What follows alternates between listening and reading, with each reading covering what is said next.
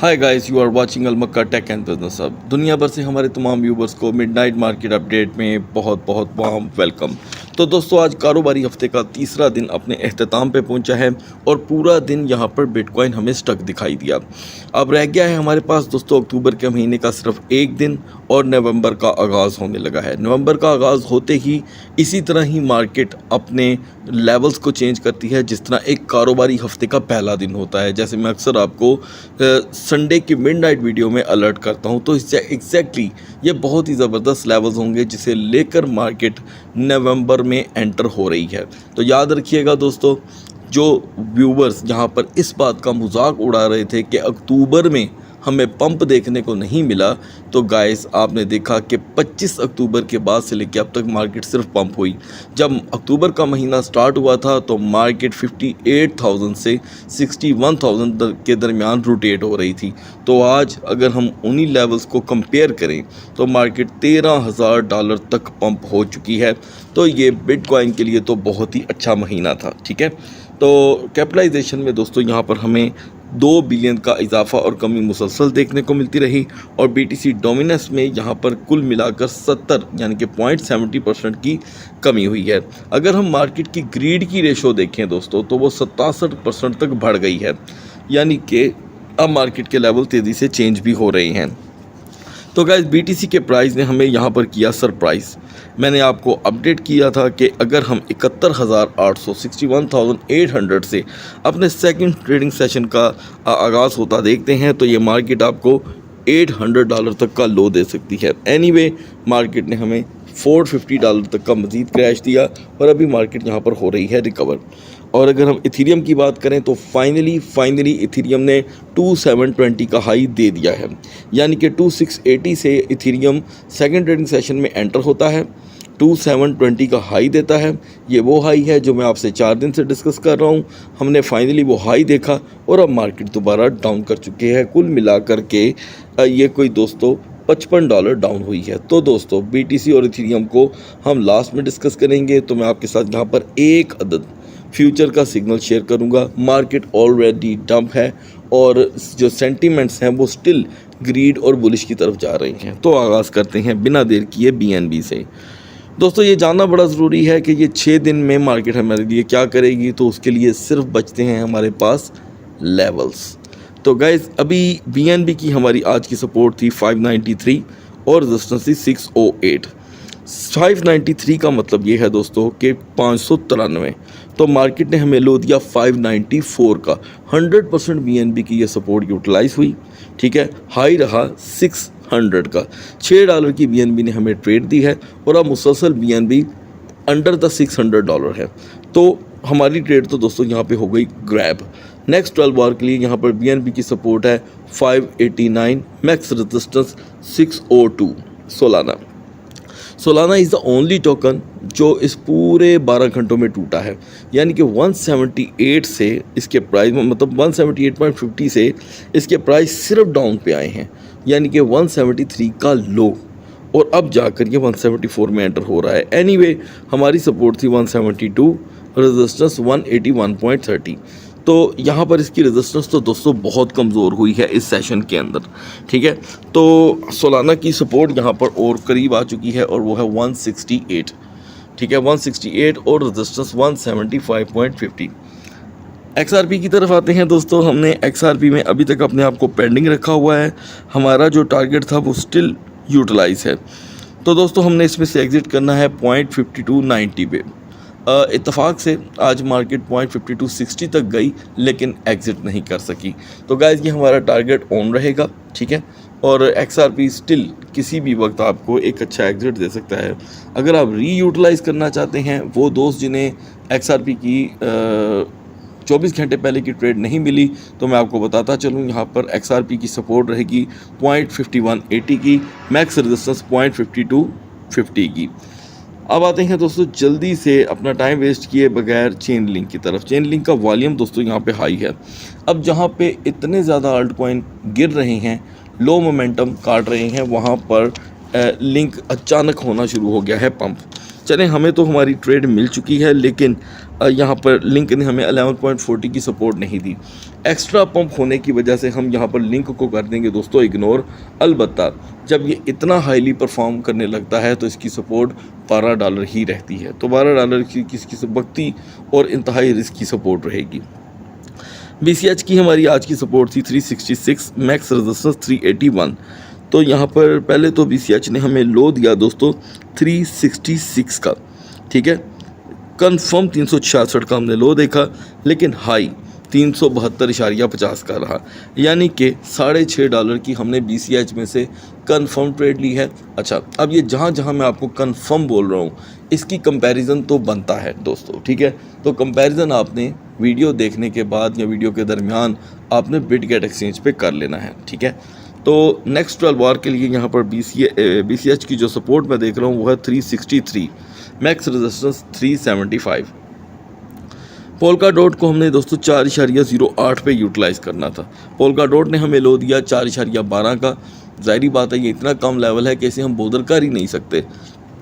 तो 4.12 पे हमारी पोल्का डॉट में हुई एंट्री। मैक्सिमम हाई रहा पोल्का डॉट का 4.24। तो ये 12 से 13 सेंट की ट्रेड दे रहा है, ये इसी के काबिल है, इससे ज़्यादा इसकी हैसियत नहीं है। तो लिहाजा polka dot lovers polka dot को दोबारा 4.05 पे यूटिलाइज़ कर सकते हैं। सुई को दोस्तों मैं स्टिल पेंडिंग रखूँगा, इसलिए कि सुई ने जहाँ पर $2 की सपोर्ट तोड़ी, याद रखिएगा सुई आपको आसानी से 1.90 का लो दे देगा। नियर प्रोटोकॉल की हमारी आज की सपोर्ट थी 4.2025। नियर प्रोटोकॉल ने हमारा ये लेवल किया अचीव, हाई रहा 4.45 का और अब मार्केट इसकी टूट रही है। तो दोस्तों हमने कुल मिलाकर 20 से 25 सेंट की नियर में ट्रेड ली है। यहाँ पर फिर से नियर की अगर कोई सपोर्ट बन रही है तो वो है दोस्तों 4.15 की। नाउ गाइस यूनिस्वैप की जो परफॉर्मेंस रही दोस्तों वो $8 से हमने कनेक्ट करनी थी। इसने बहुत ज़्यादा रेजिस्ट किया $8 को, ठीक है, और $8 की रेजिस्टेंस से ही ये स्काई रॉकेट हुआ और हमने हाई देखा 8.28 का। तकरीबन 28 सेंट की ये ट्रेड थी, स्पोर्ट की ये ट्रेड थी। नेक्स्ट 12 आवर के लिए हम यूनिस्वैप को दोबारा रिवर्सल होता देख सकते हैं, यानी कि 10 से 15 सेंट की वापसी इसके लिए बिल्कुल एक नॉर्मल सी बात होगी। Now guys bit tau token की दोस्तों आज की सपोर्ट थी 498 और रेजिस्टेंस थी 523। तो टाओ ने हमें लो दिया 497 का, यानी कि हमारी सपोर्ट टूट गई $1 से। उसके बाद टाओ की दोस्तों हुई वापसी 505 की और हमने $8 की ये ट्रेड जनरेट की है। अब इस वक्त टाओ फिर से टूट रहा है। तो नेक्स्ट 12 आवर के लिए यहाँ पर गाइस टाओ की जो सपोर्ट है वो 478 की है, 478 और मैक्स रेजिस्टेंस 506। तो इसी के दरमियान आप अपनी जो सेटलमेंट है प्राइस की वो आसानी से कर सकते हैं। तो दोस्तों रेंडर जो सुबह 5.21 का हाई लगाने के बाद दोबारा पंप हो ही नहीं सका, तो मैं समझता हूँ कि आप हमारी जो फ्यूचर की पोजीशन थी रेंडर के अंदर उसे हम कर देंगे क्लोज। अगर आप रेंडर को रीयूटिलाइज़ करना चाहते हैं तो हम इसका कंपैरिजन करेंगे $5 की रिकवरी के साथ। लेट्स सपोज अगर हम अगले 1 घंटे के अंदर रेंडर में $5 को रिकवर नहीं कर पाते तो ये आपको आसानी से 15 सेंट का लो दे देगा। यह आप पे डिपेंड करता है कि आप रेंडर को किस सिमत में यूज़ करना चाहते हैं। कुछ व्यूवर की डिमांड थी AAVE के हवाले से कि उस्मान भाई आप AAVE को बहुत ज़्यादा डिस्कस किया करते थे, अब नहीं करते। तो ठीक है दोस्तों, मैं उसको इंशाल्लाह ऐड कर लूँगा और कुछ टोकन ज़ाहिरी बात है एनालिसिस से एग्जिट भी अब होने वाले हैं तो उसकी जगह हम AAVE को लेकर आएंगे, ठीक है। तो यहाँ पर अभी दोस्तों हम देख रहे हैं कि FTM का हमारा टारगेट अचीव नहीं हुआ, ठीक है, और टिया $5 को अगर कंटिन्यू नहीं करेगा तो आपको लो देगा 4.80 का। ये डिस्कशन हमने सुबह की वीडियो में आपसे की थी, you can see now, okay. तो टिया यहाँ पर मज़ीद दोस्तों अगर आपको कोई लो देता है तो वो है 4.60 का। 4.60 तक ये नॉर्मल लो कर सकता है, लेकिन 4.60 से ये लाजम बाउंसिंग बैक करेगा, ठीक है। तो 4.60 से इसकी अगर रिटर्निंग होती भी है तो वो 4.85 की होगी। $5 पे इसका रिकवर होना थोड़ा सा मुश्किल होगा।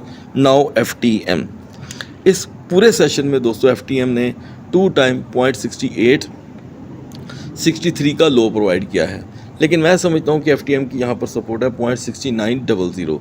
हम 0.6900 को अगर कंटिन्यू नहीं करते तो FTM आपको आसानी से 0.6830 तक का लो प्रोवाइड कर सकता है। तो इस वक्त दोस्तों इनकी बहुत ही ज़्यादा वैल्यू है इन टोकन की, इनके ऊपर आपकी गहरी नज़र होनी चाहिए।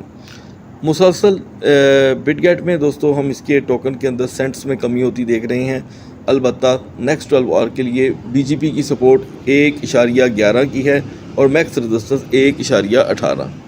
तो दोस्तों यहाँ पर सुबह हमारा जो कोर का टारगेट था वो बड़ा बुरी तरह स्टक हो गया था, यानी कि हमने कोर से करना था एग्जिट और कोर हमें लेके चला गया अपने स्टॉप लॉस के पास। मैंने आपको सुबह ही बता दिया था कि अगर आप इसमें सिर्फ 10 से 15 डॉलर ऐड कर लेते हैं तो हम इस ट्रेड को आसानी से बचा लेंगे। तो दोस्तों यहाँ पर सबसे पहली बात तो ये है कि टारगेट अभी हिट नहीं हुआ, ओके, लेकिन कोर हमें हमारे स्टॉप लॉस से बहुत दूर लेकर के आ गया है। तो इस वक्त हम कहाँ पे खड़े हैं? इक्वल पे, ठीक है। अब आप क्या करेंगे कि 0.9420 0.9450 पे आप एग्जिट ले लेंगे ताकि हमारी ये ट्रेड प्रॉफिट के साथ क्लोज हो जाए, ठीक है। ये बड़ा ज़रूरी मामला होगा कि अगर आप इसमें एक अच्छे तरीके से एग्जिट करते हैं। सो गाइस, टॉप 100 में से जो टोकन अब निकलने को तैयार हैं, याद रखिएगा, एक है नियो, नॉट और उसके अंदर DYDX इसलिए कि ये अपने वॉल्यूम में रिकवर करने में टोटल नाकाम हो चुके हैं। सो गाइस, अब बढ़ते हैं BTC और इथीरियम के कैंडल चार्ट की तरफ, और आज मैं आपके साथ इथीरियम का एक फ्यूचर ट्रेड का सिग्नल शेयर करूंगा जो मैंने आपसे स्टार्ट में आपसे वादा किया था। Now we are on the chart of BTC guys. हमने मार्केट का आगाज़ किया था 72,418 से सुबह की वीडियो में, और आपको बताया गया था कि जब तक 73,690 नहीं आता ये मार्केट पंप नहीं होने वाली, ना ही अपना पुराना रिकॉर्ड तोड़ेगी। तो अभी भी ये लेवल सेम रहेगा, याद रखिएगा। चाहे तो आप कॉपी पेंसिल पकड़ के लिख लें ताकि आप भूल ना सकें। So we need 73,690। अब ये जो सेशन हम गुजार के आए हैं इसके अंदर मार्केट ने सबसे बड़ा हाई हमें जो दिया है वो है दोस्तों 72,415, 72,415 का। आज की फुल डे कैंडल जो यहाँ पे क्लोज हुई है वो पूरे 4 दिन के बाद बेरिश है दोस्तों, अच्छी खासी।